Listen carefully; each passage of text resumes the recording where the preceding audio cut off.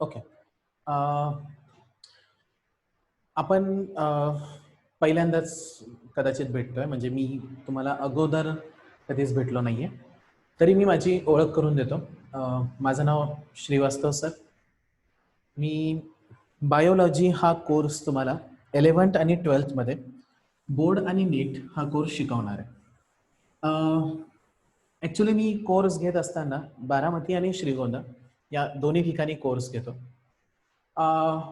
Biology हा विषय शिकवायला जेव्हा मी सुरुवात केली, म्हणजे माझं इंट्रोडक्शन द्यायचं असेल तर मी माझी BSc बायोटेक्नॉलॉजी कंप्लीट केली. BSc बायोटेक्नॉलॉजी कंप्लीट केल्यानंतर मग मी MSc बायोटेक्नॉलॉजी आणि पुणे युनिव्हर्सिटीमधून MPhil कंप्लीट केलं.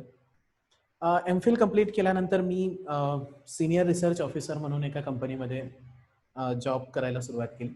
त्याच दरम्यान मी एका सरांच्या कॉन्टॅक्टमध्ये आलो आणि त्यांनी मला असं सांगितलं की तुला जर शिकवण्याची आवड असेल तर तू क्लासेस घेऊ शकतो. मला त्यावेळेस असा काही क्लासेसमध्ये इंटरेस्ट नव्हता, पण मी म्हटलं ठीक आहे, म्हणजे ट्राय करायला काय हरकत आहे. मग मी पहिल्या दिवशी त्यांच्याकडे लेक्चर घ्यायला गेलो तेव्हा 2च मुली होत्या आणि त्या 2 मुलींनाच मी शिकवलं. म्हणजे मला त्यातलं फ्युचर माहीत नव्हतं, पण मी त्यांना सांगितलं की मला रिसर्चमध्येच जास्त आवड आहे आणि मी तेच कंटिन्यू करतो, मला टीचिंगमध्ये आवड नाही आहे. मग मला वाटतं मी झोपेतच होतो. दुसऱ्या दिवशी सकाळी त्यांचा 6:15च्या दरम्यान फोन आला आणि म्हणले की तू लेक्चरला नाही येणार आहे का? मी म्हटलं सर मी काल तुम्हाला सांगितलं की मला त्यात इंटरेस्ट नाही आहे. ते सर मला असं हसून म्हटले की जवळपास 81 मुली आहेत ज्यांना बायोलॉजीचा कोर्स जॉईन करायचा आहे. आणि तिथून ही माझी जर्नी सुरू झाली की आपल्याला क्लासेस घ्यायचे आहेत. साधारणतः आता या टप्प्यामध्ये एक 10 वर्ष क्लासेसला झालेत बायोलॉजी शिकवताना. बारामतीमध्ये असेल, एक साधारणतः श्रीगोंद्यामध्ये मला वाटते 3-4 वर्ष झाले मी बायोलॉजीच्या बॅचेस घेतोय. जवळपास बरेच विद्यार्थी आपले गव्हर्नमेंट मेडिकल कॉलेजला सिलेक्ट झालेत. बरेच विद्यार्थी प्रायव्हेट मेडिकल कॉलेजमधून डॉक्टर झालेत. जेव्हा मी क्लासेस सुरू केले होते ना, त्या वेळेस आम्ही विचार करत होतो की क्लासेसची टॅगलाईन काय ठेवायची. तर आपण क्लासेसची टॅगलाईन जी ठेवली होती ती होती, it's all because once your parent wish that you will wear a stethoscope. म्हणजे हे सगळं जे मी एफर्ट्स घेतोय, तुम्ही माझ्यासोबत येताय, तुम्ही शिकताय, हे सगळं कशासाठी? तर कधीतरी तुम्ही आणि तुमच्या पालकांनी हे स्वप्न बघितलं होतं की तुमच्या गळ्यामध्ये किंवा तुमच्या हातामध्ये स्टेटोस्कोप असेल आणि तुमच्या नावाच्या समोर एक डॉक्टर ही डिग्री असेल.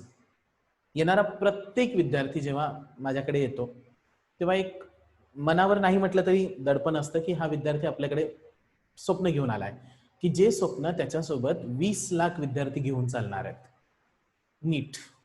आणि त्या 20 लाखांमधून याला रिमोल्ड करत असताना, याला बनवताना आपल्याला असं बनवायचं आहे की तो त्या 20 लाख विद्यार्थ्यांमध्ये काहीतरी युनिक असेल, त्याची स्कोरिंग येईल आणि तो डॉक्टर या पर्टिक्युलर प्रोफेशनमध्ये एंटर होऊ शकेल.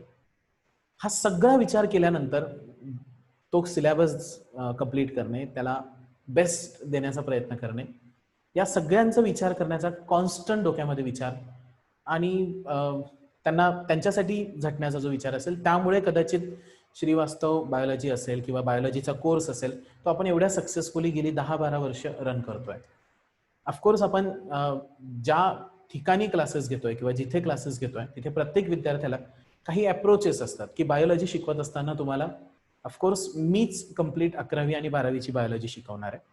बायोलॉजी शिकवताना आपला बोर्डचा कोर्स टोटली वेगळा असतो आणि NCERTचा कोर्स जो आहे तो पूर्ण वेगळा असतो. आपण बोर्ड कन्सेप्ट सुद्धा लाईन टू लाईन घेतो आणि NCERT कन्सेप्ट सुद्धा लाईन टू लाईन घेतो. हे मी तुम्हाला मुद्दाम सांगतोय कारण बायोलॉजी हा थेरॉटिकल सब्जेक्ट आहे.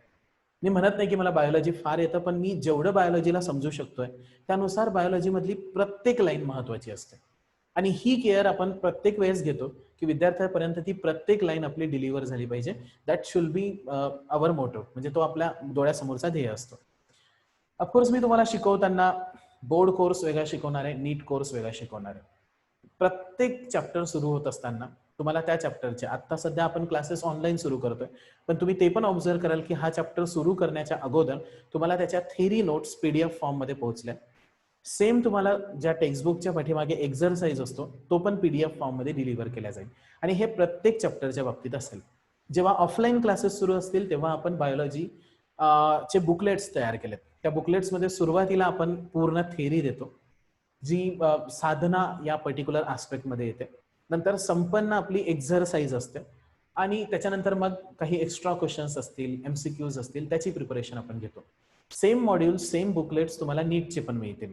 नीटमध्ये पण आपण सुरुवातीला थिअरी, त्याच्यानंतर MCQचे एक्झरसाइज, नीटमध्ये कव्हर करत असताना नीटचा NCERT प्लस त्याच्याशी रिलेटेड काही एक्स्ट्रा क्वेश्चन्स किंवा एक्स्ट्रा नॉलेज तुम्हाला हवं असेल तर ते नॉलेज सुद्धा आपण थिअरीमध्ये मर्ज केलंय. या अँगलने तुम्हाला स्टडी मटेरियल आणि लेक्चर या बाबतीत प्रॉब्लेम येणार नाही. दुसरं एक आहे की या पर्टिक्युलर सिच्युएशनमध्ये, ऑनलाईन सिच्युएशन्समध्ये क्लासेसने ॲप्स सुद्धा तयार केलेत. त्या ॲपमधून तुम्हाला हे व्हिडिओज किंवा लेक्चर्स, काही लाईव्ह लेक्चर असतील, काही ऑनलाईन लेक्चर्स असतील, स्टडी मटेरियल असेल, असाइनमेंट असेल, ती सुद्धा आपण पोहोचवू. याच पिरियडमध्ये तुम्हाला जेव्हा क्लासेस सुरू होतात तेव्हा आपली टेस्ट होते. ती टेस्ट असेस करून दिली जाते आणि त्याचे मार्क्स पॅरेंट्सला SMS करून कळवले जातात. ही पूर्ण सिस्टीम चॅनलाइज सिस्टीम आणि त्यामध्ये मिळणारी तुम्हाला माझी सोबत असेल किंवा त्या कन्सेप्टशी रिलेटेड सगळं जजमेंट असेल, या अँगलने आपल्याला प्रिपरेशन करायची आहे. पण एक गोष्ट लक्षात ठेवा की कोणताही विद्यार्थी सक्सेस होत असताना त्याच्या शिक्षकाचं त्यात जेवढं कॉन्ट्रीब्युशन असतं त्यापेक्षा जास्त त्या विद्यार्थ्याचं कॉन्ट्रीब्युशन असतं, कारण तो विद्यार्थी त्या पर्टिक्युलर सिच्युएशनमध्ये स्वतः सेल्फ स्टडीने त्या गोलपर्यंत पोहोचला पाहिजे. मला आठवतं जेव्हा हिटलरने त्या ज्यूजला पकडून ठेवलं होतं ना, तेव्हा त्यामध्ये एक विलियम नावाचा लेखक होता आणि तो लेखक जेव्हा या हिटलरची जर्मनीची क्रांती झाली, हिटलर गेला आणि जेव्हा बाहेर आला सुटून, तेव्हा त्याने स्वतःची त्या एक्सपिरियन्सवर बायोग्राफी लिहिली आणि त्या बायोग्राफीवरती त्यांनी एक वाक्य लिहिलं होतं. ते सुरुवातीलाच होतं, मी वाचताना मला फार ते आवडलं की if you know the why of living have no problem about the how of living. म्हणजे तुम्हाला माहिती आहे की आपल्याला का जगायचं आहे, तर तुम्हाला कसं जगायचं याचा प्रॉब्लेम राहत नाही. मग मी हे थोडंसं चेंज करतो ना की if you know the why of study have no problem about the how of study. तुम्ही ठरवा आपल्याला का अभ्यास करायचा आहे, आपल्याला कशासाठी अभ्यास करायचा आहे, तो कसा करायचा आहे हे आम्ही शिकवू. तिथपर्यंत कसं पोहोचायचं आहे तुम्ही मला सांगा. तुम्ही आज आरशामध्ये स्वतःला बघितल्यानंतर 1-2 वर्ष झाल्यानंतर मी कसा चांगला दिसेल? मी स्टेटोस्कोप आणि व्हाईट कोट घातलेला डॉक्टर म्हणून चांगला दिसेल, मी कॅप घेतलेला एखादा इंजिनियर म्हणून चांगला दिसेल, मी आर्किटेक्चर म्हणून, मी ॲस्ट्रॉनॉट्स म्हणून, मी रिसर्च सायंटिस्ट म्हणून चांगलं दिसेल. हे पहिले ठरवा की आपल्याला कोणत्या मार्गावर जायचं आहे आणि त्या अँगलने प्रिपरेशनला सुरुवात करा. ऑफकोर्स आम्ही सगळे, मी तुमच्या सोबत आहोत. ऑफकोर्स आपण प्रिपरेशन व्यवस्थित करण्याचा नक्की प्रयत्न करू. तुम्हाला हे पण लक्षात येत असेल की आत्ता जी नीट एक्झाम आत्ता पुढे गेली आहे, तरी सुद्धा आम्ही त्या सगळ्या नीटच्या विद्यार्थ्यांच्या कॉन्टॅक्टमध्ये आहोत, त्यांचे लेक्चर्स घेतो आहोत, त्यांची प्रिपरेशन करून घेतो. तुम्ही जोपर्यंत नीटला जाणार आहात, नीटची एक्झाम ज्या दिवशी असेल त्याच्या अगोदरच्या दिवसापर्यंत तुमच्यासोबत राहण्याचं आम्ही तुम्हाला आश्वासन देतो. तुम्ही कधीही आम्हाला अप्रोच व्हा, तुमचे जे डाऊट्स असतील ते 100% आम्ही क्लिअर करू. आता बेसिकली मी तुम्हाला बायोलॉजी हा विषय शिकवणार आहे आणि आत्ता आपण ज्या लेक्चर्सला सुरुवात करतोय ते 11th तुमचे बोर्ड सिलेबसचे जे लेक्चर आहेत त्याला सुरुवात करतोय. एक गोष्ट या मागच्या वर्षीपासून ही चांगली झाली की जो 11वी आणि 12वीचा सिलेबस अपडेट होऊन आलाय तो मॅक्झिमम NCERT वरती कव्हरअप झालाय आणि त्याच्यामुळे पहिले जो डिफरन्स होता की एक 30% 40% बोर्ड आणि NCERT मध्ये डिफरन्स होता, तो गॅप आता बऱ्यापैकी कमी झाला. ऑफकोर्स डिफरन्स आहे, प्रिपरेशनची लँग्वेज वेगळी आहे, कारण NCERTची लँग्वेज थोडीशी कॉम्प्लिकेटेड आहे, ती आपण त्यावेळेस त्याला डील करणारच आहे. पण आता जेव्हा मी तुम्हाला बोर्ड सिलेबस सोबत डील करतोय तेव्हा टोटल बोर्ड सिलेबस मध्ये कन्सिडर करत असाल तर मी तुम्हाला एक साधारणतः 16 चॅप्टर शिकवण्याचा प्रयत्न करेन. बोर्डमध्ये साधारण 16 चॅप्टर्स आहे. या 16 चॅप्टरमध्ये सुरुवातीचे जे चॅप्टर्स आहेत ते चॅप्टर डायव्हर्सिटी या आस्पेक्ट सोबत डील करतात. डायव्हर्सिटी या शब्दाचा अर्थ असा की सर्वात पहिला चॅप्टर जो मी तुमच्यासोबत डिस्कस करणार आहे तो चॅप्टर लिव्हिंग वर्ड हा चॅप्टर आहे. तो chapter you can say that living organisms, त्यांच्या प्रॉपर्टीज, त्यांचे स्पेसिमन कसे कलेक्ट करून ठेवतात याच्यासोबत डील करतो. दुसरा चॅप्टर जो आहे तो क्लासिफिकेशन सोबत डील करतो, ज्याला आपण सिस्टमॅटिक्स म्हणतो. सिस्टमॅटिक याचा अर्थ कोणताही लिव्हिंग ऑर्गॅनिझम स्पेसिफिक अरेंज करणे. तिसरा चॅप्टर जो मी तुम्हाला शिकवणार आहे तो चॅप्टर आहे किंगडम प्लांटी आणि चौथा चॅप्टर जो मी तुम्हाला शिकवणार आहे तो चॅप्टर आहे किंगडम ॲनिमेलिया. बरोबर आहे. हे 4 चॅप्टर जे आहेत ते डायव्हर्सिटी सोबत डील करतात. कदाचित मला वाटते किंगडम प्लांटी आणि ॲनिमेलियाचं इंट्रोडक्शन तुम्हाला 10वी मध्ये पण होतं. डायव्हर्सिटीचा हा चॅप्टर झाल्यानंतर मग सेकंड आस्पेक्ट जो आपण सुरू करणार आहे तो प्लांट फिजिओलॉजीशी रिलेटेड आहे. आता प्लांट फिजिओलॉजीमध्ये एक साधारणतः 4 चॅप्टर्स मी तुम्हाला शिकवणार आहे. पहिला चॅप्टर कन्सिडर करत असाल तर मी तुम्हाला शिकवणार आहे मॉर्फोलॉजी ऑफ फ्लॉवरिंग प्लांट्स, म्हणजे प्लांटची मॉर्फोलॉजी कशी आहे. त्यानंतर समजा एखाद्या प्लांटचा क्रॉस सेक्शन आपण घेतला तर त्या पर्टिक्युलर प्लांटमध्ये असणारी अॅनाटॉमी जी आहे ती अॅनाटॉमी पण आपण डिस्कस करणार आहे. नंतर आपण चॅप्टर डिस्कस करणार आहे रिलेटेड विथ रेस्पिरेशन आणि त्याच्यानंतर आपण डिस्कस करणार आहे related with process that is called photosynthesis. हे चारही चॅप्टर आपण या अँगलने डिस्कस करणार आहे. एकदा आपण प्लांट फिजिओलॉजी सोबत डील केली की मग आपण सेल फिजिओलॉजीमध्ये एंटर होणार आहे related with structure of cells आणि त्यांचे मॉडिफिकेशन्स. आता एक आहे की जेव्हा तुम्ही सेल या पर्टिक्युलर कन्सेप्टकडे येतात तेव्हा सेलमध्ये मी तुम्हाला 3 गोष्टी शिकवायला प्रयत्न करणार आहे. पहिला मी तुम्हाला शिकवेल की सेलचं स्ट्रक्चर कसं प्रेझेंट आहे, सेल कोणाकोणापासून बनला आहे तुम्हाला माहिती आहे. तुम्ही सेलला कट केलं तर सेलच्या आतमध्ये nucleus, endoplasmic reticulum, Golgi complex हे सगळे प्रेझेंट असतात. दुसरं सेलचं केमिकल कंपोजिशन कसं प्रेझेंट आहे ते आपण बायोमॉलिक्यूल या चॅप्टरमध्ये लर्न करणार आहे. आणि त्याच्यानंतर जो आस्पेक्ट मी तुम्हाला शिकवणार आहे तो aspect related with cell division आहे. ओके. आणि मग जो पर्टिक्युलर टॉपिक ह्या सिलेबसमध्ये प्रेझेंट आहे तो टॉपिक ह्युमन फिजिओलॉजीशी असोसिएटेड आहे. ह्युमन फिजिओलॉजीमध्ये तुम्हाला 3 ह्युमन फिजिओलॉजी यावर्षी सिलेबसला आहे. म्हणजे फॉर एक्झाम्पल कन्सिडर करत असाल तर तुम्हाला पहिला जो आस्पेक्ट मला शिकवायचा आहे तो रिलेटेड विथ ह्युमन न्यूट्रिशन आहे. ह्युमन न्यूट्रिशन हा चॅप्टर जो आहे तो तुमच्या डायजेस्टिव्ह सिस्टीम सोबत डील करतो.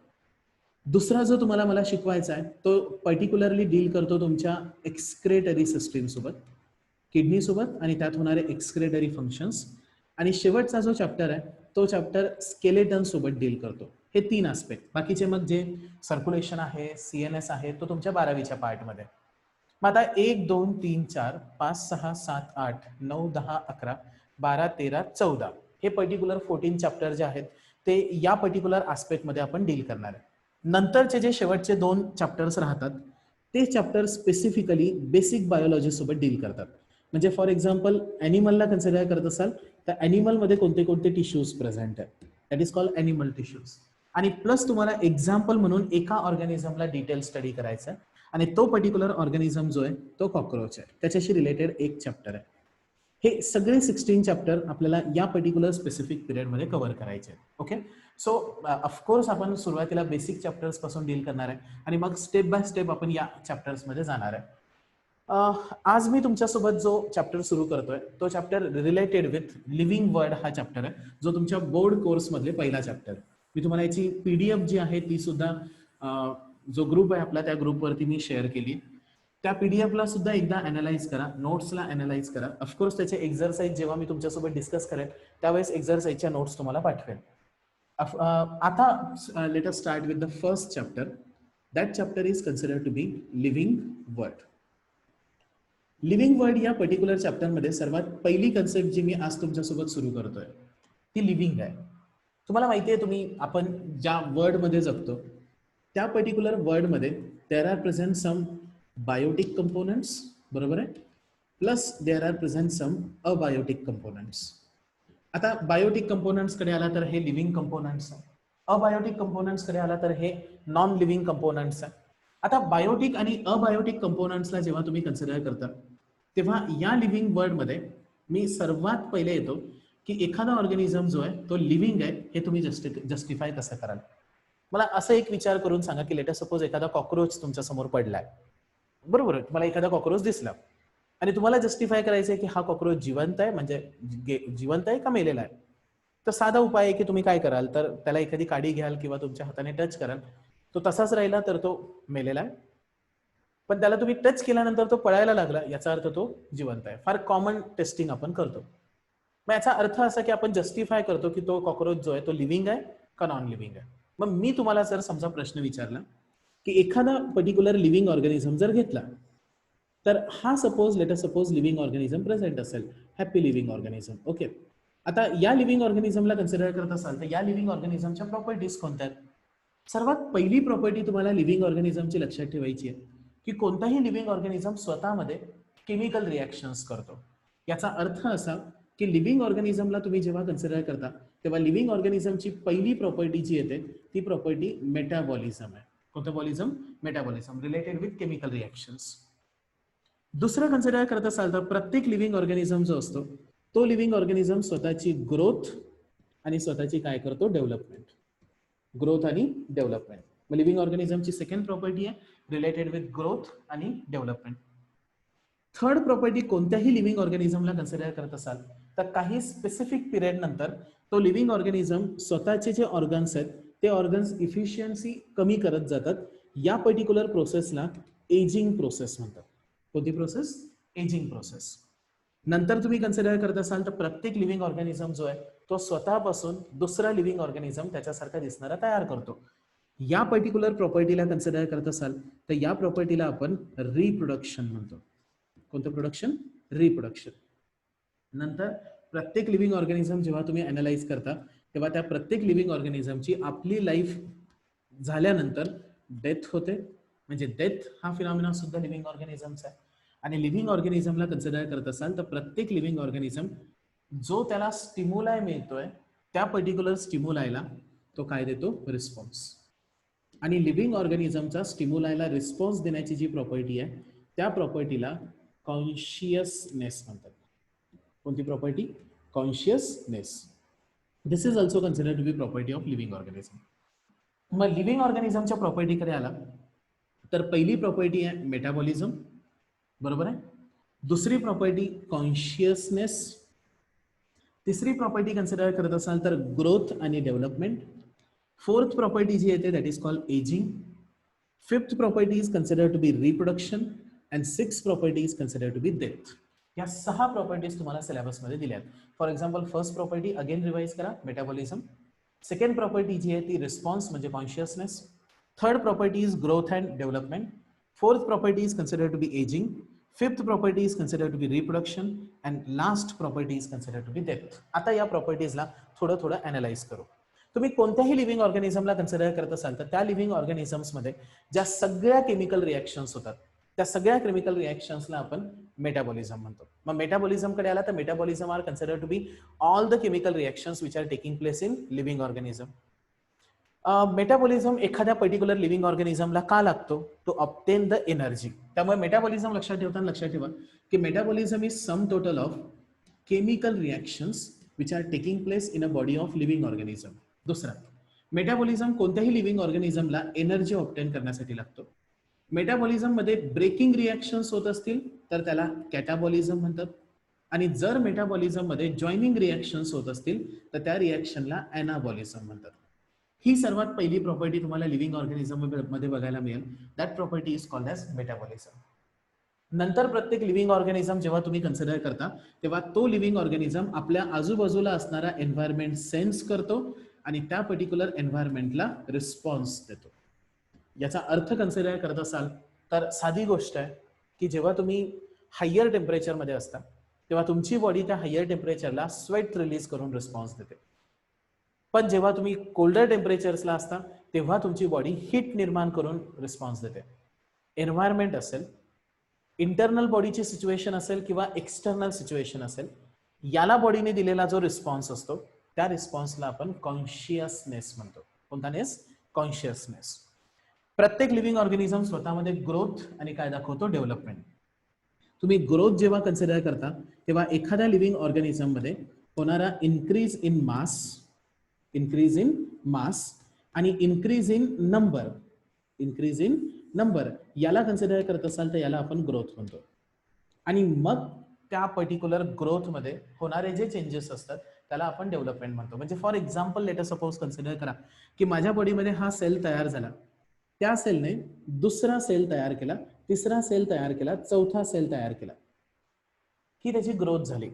पण या पर्टिक्युलर सेल्सने काही एक स्पेसिफिक फंक्शन करायला सुरुवात केली तर मी म्हणू शकतो की त्यांची काय स्टार्ट झाली आहे? डेव्हलपमेंट. मग ग्रोथ याचा अर्थ increase in mass, increase in number. पण जेव्हा ते सेल्स एक स्पेसिफिक फंक्शन परफॉर्म करतात तेव्हा ती डेव्हलपमेंट असते. आता मी असं म्हणू शकतो की ग्रोथ या फिनॉमिनाकडे जेव्हा येतात तेव्हा ग्रोथ हा फिनॉमिना लिव्हिंग पण दाखवतात आणि नॉन लिव्हिंग पण दाखवतात. फक्त फरक एवढा आहे की लिव्हिंग मध्ये ग्रोथ सेल डिव्हिजनमुळे होते त्यामुळे ती ग्रोथ इंटरनल असते. नॉन लिव्हिंग मध्ये जी ग्रोथ होते ती ग्रोथ डिपॉझिशन ऑफ मटेरियलमुळे होते आणि ती ग्रोथ एक्सटर्नल असते. हा डिफरन्स आहे लिव्हिंग ग्रोथ आणि नॉन लिव्हिंग ग्रोथ मध्ये.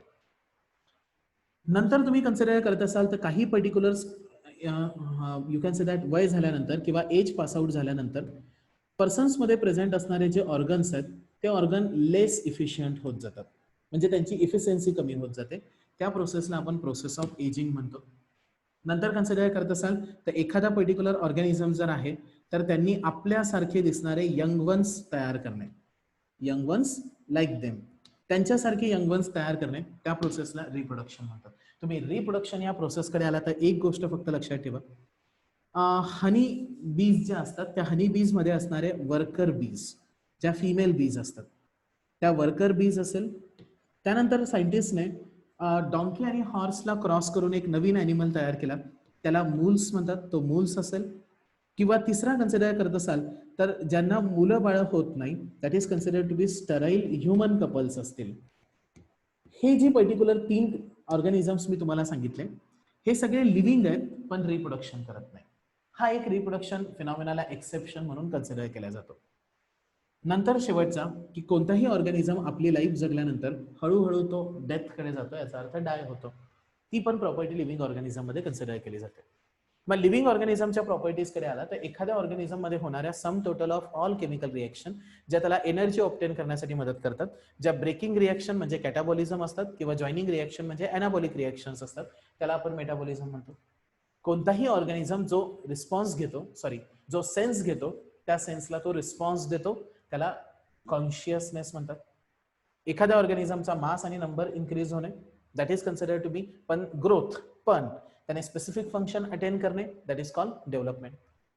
हळूहळू ऑर्गॅनिझमचे ऑर्गन्स जे असतात ते लेस इफिशियंट होतात, त्याची एजिंग सुरू होते, तो आपल्यासारखे नवीन नवीन ऑर्गॅनिझम्स तयार करतो, त्याला त्याचं रिप्रोडक्शन म्हणतात आणि नंतर त्याची डेथ होते. ह्या सगळ्या प्रॉपर्टीज ज्या आहेत त्या लिव्हिंगशी आहेत. आणि म्हणून तुम्ही जेव्हा लिव्हिंग या फिनॉमिनाकडे येतात तेव्हा लिव्हिंगला डिफाईन करताना काय डिफाईन करतात, living is considered to be self replicating, self sustaining interactive system which is capable of responding to external and internal stimuli. स्वतः रिप्लिकेट होणारा, स्वतःला स्वतः मेंटेन करणारा, एकमेकांसोबत इंटरॅक्ट होणारी सिस्टीम जी एक्सटर्नल किंवा इंटरनल स्टिम्युलायला रिस्पॉन्स देते, त्याला आपण you can say that living बनवू शकतो. आणि त्या लिव्हिंग ऑर्गॅनिझम्स मध्ये एवढ्या सगळ्या प्रॉपर्टीज बघायला मिळतात. यात फक्त ग्रोथ आणि रिप्रोडक्शन याला एक्सेप्शन आहे, कारण ग्रोथ लिव्हिंग पण दाखवतात आणि नॉन लिव्हिंग पण दाखवतात. रिप्रोडक्शन मध्ये हे 3 ऑर्गॅनिझम एक्सेप्शन आहे जे लिव्हिंग आहेत पण रिप्रोडक्शन दाखवत नाही. अदरवाईज बाकीच्या ज्या प्रॉपर्टीज आहेत त्या प्रॉपर्टी फक्त तुम्हाला लिव्हिंग ऑर्गॅनिझम्स मध्ये बघायला मिळतील. Am I right? मग या चॅप्टर मधली पहिली कन्सेप्ट आपण डिस्कस केली, दॅट इज कॉल्ड लिव्हिंग. आता उद्यापासून आपल्याला जो टॉपिक डिस्कस करायचा आहे तो या लिव्हिंगशी रिलेटेड क्लासिफिकेशन सिस्टीम जेव्हा सुरू झाल्या त्याच्या अगोदर काही पर्टिक्युलर अशा सिस्टीम्स डेव्हलप करण्यात आल्या ज्याद्वारे आपण एखाद्या ऑर्गॅनिझमचा स्पेसिमन स्टोअर करून ठेवू शकतो. आणि स्पेसिमन स्टोअर करून ठेवण्याची ही जी प्रोसेस आली त्या पर्टिक्युलर प्रोसेसला टॅक्झोनॉमिक एड्स म्हणतात. आणि हे टॅक्झोनॉमिक एड्स आपण उद्यापासून डिस्कस करायला सुरुवात करू. ठीक आहे, तोपर्यंत ही कन्सेप्ट व्यवस्थित नोट्समधून वाचून काढा. चलो, थँक्यू व्हेरी मच.